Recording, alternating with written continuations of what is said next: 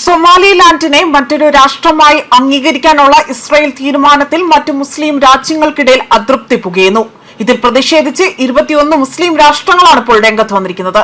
എന്നാൽ ഇസ്രായേലിന്റെ ഈ തീരുമാനത്തിന് പിന്നിൽ അവർക്ക് വ്യക്തമായ ലക്ഷ്യമുണ്ടെന്നാണ് മറ്റൊരു വസ്തുത. ഹൂതികളെ നേരിടാനുള്ള തന്ത്രത്തിന്റെ ഭാഗമായിട്ടാണ് ഈ തീരുമാനമെടുത്തത്. ലോകത്ത് ഇന്നേ വരെ ആരും അംഗീകരിക്കാത്ത രാജ്യമായതിനാൽ തന്നെയാണ് മുസ്ലിം രാഷ്ട്രങ്ങൾക്കിടയിൽ അവർ വലിയ രീതിയിലുള്ള ആശങ്ക പങ്കുവയ്ക്കുന്നത്. ഇതിൽ അവർക്ക് എടുത്ത് പറയുന്ന 5 പ്രസ്താവനകളാണ് ഇപ്പോൾ ഈ മുസ്ലിം രാജ്യങ്ങൾ പുറത്തിറക്കിയിരിക്കുന്നത്. ഈ പ്രസ്താവനയിൽ പറയുന്ന 5 കാര്യങ്ങൾ ഇവയൊക്കെയാണ്. 2025 ഡിസംബർ 26 സൊമാലിയ റിപ്പബ്ലിക്കിലെ അവിടെ സൊമാലിലാൻഡ് ആകട്ടെ ആ മേഖലയെ ഇസ്രായേൽ അംഗീകരിച്ചതിനെ ഞങ്ങൾ നിരസിക്കുന്നു.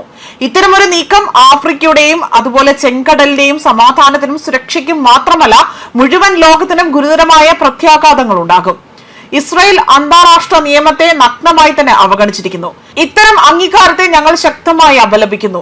രാഷ്ട്രങ്ങളുടെ പരമാധികാരവും പ്രാദേശിക സമഗ്രതയും അത് സംരക്ഷിക്കേണ്ടതിന്റെ ആവശ്യകത വ്യക്തമാക്കി പ്രസ്താവിക്കുന്ന അന്താരാഷ്ട്ര നിയമത്തിന്റെയും UN ചട്ടത്തിന്റെയും തത്വങ്ങളുടെ ഗുരുതരമായ ലംഘനമാണിത്. ഇത് ഇസ്രായേലിന്റെ വിഘടനവാദ നിലപാടിനെ പ്രതിഫലിപ്പിക്കുന്നു. മൂന്നാമതായി പറയുന്ന പ്രസ്താവന സൊമാലിയ റിപ്പബ്ലിക്കിന്റെ പരമാധികാരത്തെ ഞങ്ങൾ പൂർണ്ണമായും പിന്തുണയ്ക്കുന്നു. സൊമാലിയയുടെ ഐക്യവും പ്രാദേശിക സമഗ്രത അല്ലെങ്കിൽ അതിന്റെ മുഴുവൻ പ്രദേശത്തിനു മേലുള്ള പരമാധികാരം എന്നിവയെ ദുർബലപ്പെടുത്തുന്ന ഏതൊരു നടപടിയെയും ഞങ്ങൾ ശക്തമായി തന്നെ നിരസിക്കുന്നു. നാലാമതായി ഒരു രാജ്യത്തിന്റെ ചില ഭാഗങ്ങൾ അംഗീകരിക്കുന്നത് ഗുരുതരമായ ഒരു കീഴ്വഴക്കം സൃഷ്ടിക്കുന്നു. അത് അന്താരാഷ്ട്ര സമാധാനത്തിനും സുരക്ഷയ്ക്കും ഭീഷണി ആവുകയാണ്. അന്താരാഷ്ട്ര നിയമങ്ങളെയും UN ചാർട്ടിന്റെ ആ അടിസ്ഥാന തത്വങ്ങളെയും ലംഘിക്കുകയും ചെയ്യുന്നു. അഞ്ചാമതായി തന്നെ ഇസ്രായേലിന്റെ ഇത്തരം പ്രവർത്തികളും പാലസ്തീൻ ജനതയെ അവരുടെ നാട്ടിൽ നിന്ന് ബലപ്രയോഗത്തിലൂടെ തന്നെ പുറത്താക്കാനുള്ള ഏതൊരു ശ്രമവും അത് തമ്മിലുള്ള സാധ്യമായ ഏതൊരു ബന്ധത്തെയും ഞങ്ങൾ നിരസിക്കുന്നു. ഏത് രൂപത്തിലായാലും ആ തത്വത്തിൽ ഞങ്ങൾ നിരാകരിക്കപ്പെടുന്നു എന്നതാണ് ഈ 5 പ്രസ്താവനകളായി തന്നെ മുസ്ലിം രാഷ്ട്രങ്ങൾ പുറത്തിറക്കിയിരിക്കുന്നത്. അതേപോലെ തന്നെ സൊമാലിയയിൽ നിന്ന് വേർപെട്ടുകൊണ്ടാണ് സൊമാലിലാൻഡിനെ സ്വതന്ത്ര രാഷ്ട്രമായി തന്നെ അംഗീകരിക്കാനുള്ള തീരുമാനം ഇസ്രായേൽ എടുത്തത്.